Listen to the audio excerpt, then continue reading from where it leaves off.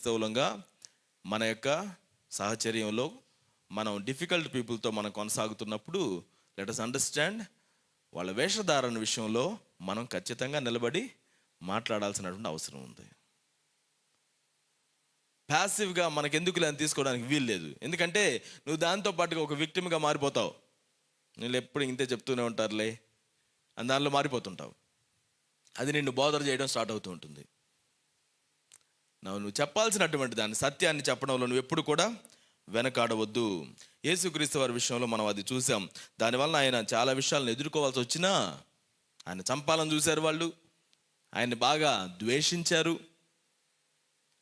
వాళ్ళు ఆయన ముందు నుంచి బయటికి వెళ్ళిపోయి ఒక చిన్న సమావేశాలు ఏర్పాటు చేసుకునే వాళ్ళు, అప్పటికప్పుడు ప్రజల్ని రెచ్చగొట్టేవాళ్ళు. కానీ ఆయన మాత్రం ఎప్పుడు సత్యాన్ని మాట్లాడడంలో వెనకాడలేదు.